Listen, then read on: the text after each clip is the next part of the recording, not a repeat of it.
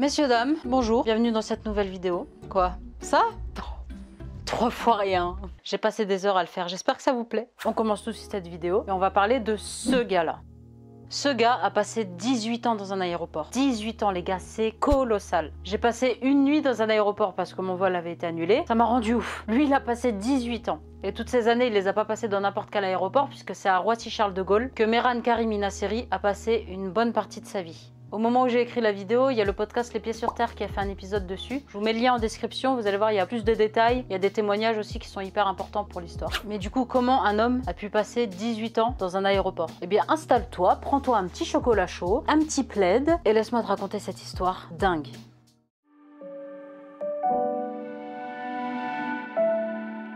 L'homme dont on va parler s'appelle Mehran Karimi Nasseri. Il est né en 1945 en Iran. Il dit que son père était un médecin qui aurait eu une aventure avec une infirmière écossaise et que cette femme serait sa mère. Ça n'a jamais pu être confirmé. En 1973, à l'âge de 28 ans, il décide de quitter l'Iran et de partir à la recherche de cette soi-disant mère écossaise. Pendant ses recherches, il arrive au Royaume-Uni, on est en 1974, et il participe à des manifestations contre le Tchad d'Iran qui était au pouvoir à cette époque. Puis en 1975, il décide de retourner en Iran où il est arrêté et envoyé en prison pour avoir participé aux manifestations. Et finalement, il se fait expulser de son pays. Et après, c'est tout. On n'a pas d'autres informations sur sa vie. On n'en sait pas plus et vous allez voir que lui-même ne savait plus vraiment qui il était.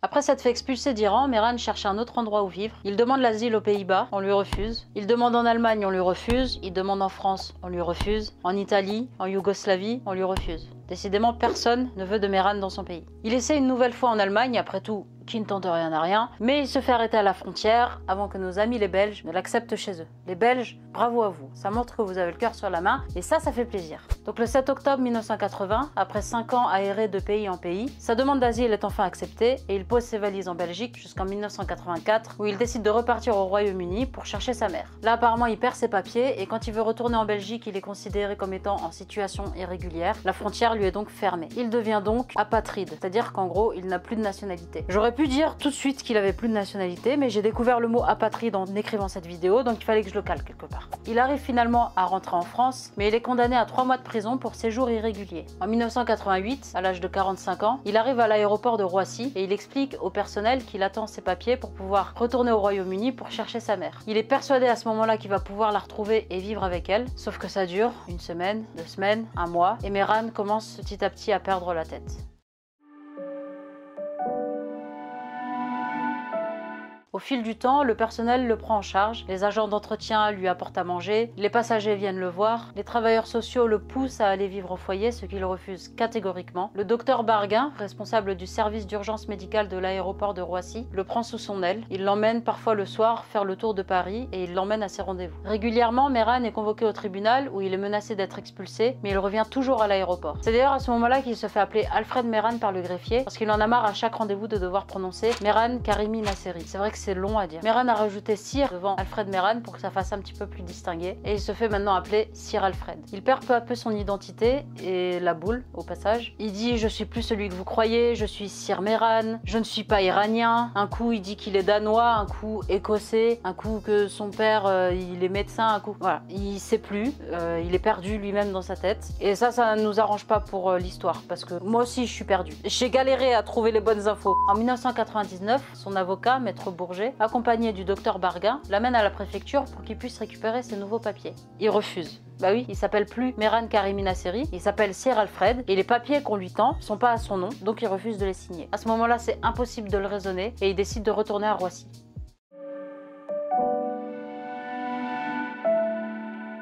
Au début des années 2000, ça fait déjà plus de 10 ans que Sir Alfred habite à l'aéroport et son histoire a beaucoup fait parler d'elle. Dans les médias, tout le monde parle de Sir Alfred, le réfugié iranien en transit permanent à l'aéroport depuis 10 ans. Et un célèbre réalisateur américain entend parler de lui et veut faire un film sur son histoire. Ce réalisateur n'est autre que Steven Spielberg. Steven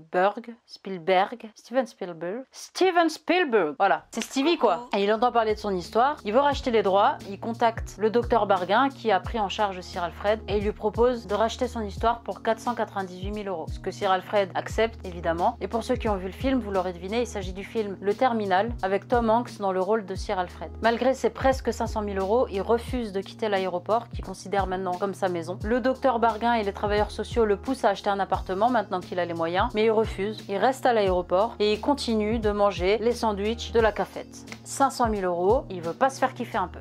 Donne l'argent, moi je saurais quoi en faire. 500 000 balles.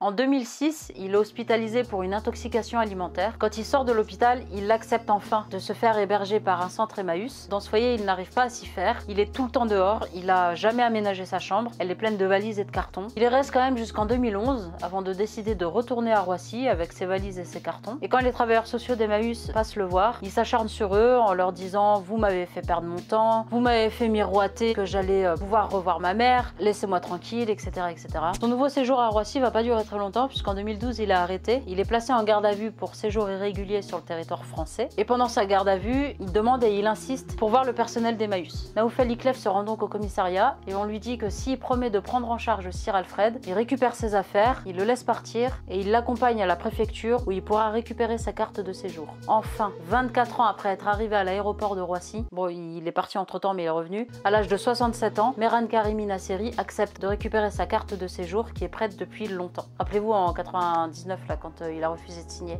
Après l'avoir emmené récupérer sa carte de séjour, Naoufel Ikhlef le dépose dans un hôtel à proximité de Roissy et il n'entend plus jamais parler de lui. À ce moment-là, on est en 2012.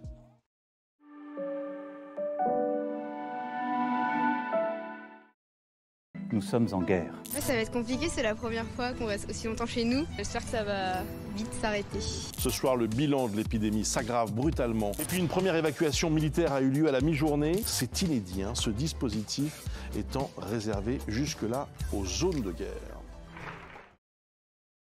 Mars 2020, les établissements dits non essentiels sont contraints de fermer leurs portes et les occupants des hôtels sont obligés de quitter les lieux. C'est le cas de Sir Alfred, même si on n'a plus trop de nouvelles de lui, on sait qu'il est à l'hôtel depuis 2012. On sait aussi que l'hôtel a contacté la Croix-Rouge pour qu'il puisse prendre en charge Sir Alfred. La Croix-Rouge n'a jamais confirmé ou infirmé l'avoir pris en charge, mais on perd à nouveau sa trace à partir de 2020. Il a quitté l'hôtel en laissant une partie de ses affaires dans la réserve, le temps qu'il puisse revenir une fois la pandémie calmée, mais il n'est jamais revenu récupérer ses affaires, le personnel n'a plus jamais entendu parler de lui, et ils n'ont jamais pu le contacter puisqu'il n'avait pas de téléphone portable. 500 000 balles, il s'est pas acheté un téléphone. Pas grave Mehran, on t'en veut pas. 500 000.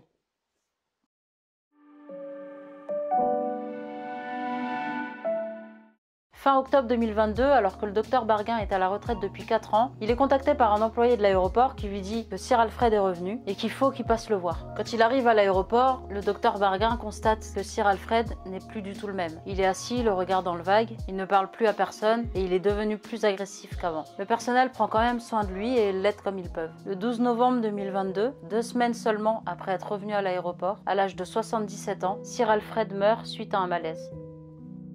Le docteur Barguin dit qu'il est persuadé qu'il savait que c'était la fin et qu'il est revenu à l'aéroport pour mourir. Sur lui ont été retrouvés 60 000 € en liquide qui ont été placés sous scellé, probablement plus à la banque, et n'ayant pas de famille, personne n'a la main sur son compte en banque. L'enterrement est repoussé. Aux dernières nouvelles, en mars 2023, le corps de Sir Alfred est toujours à l'IML à Paris. Le docteur Barguin souhaite faire enterrer Alfred dans le cimetière de la commune dont dépend l'aéroport de Roissy, à Mauregard.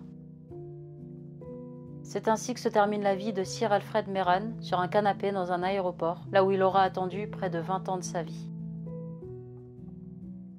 J'espère que cette vidéo vous a plu, que l'histoire vous a plu. Probablement que vous la connaissiez déjà parce qu'elle est quand même assez connue. Mais voilà, je voulais quand même la raconter. Merci de m'avoir écouté. On se dit à très vite. Ciao!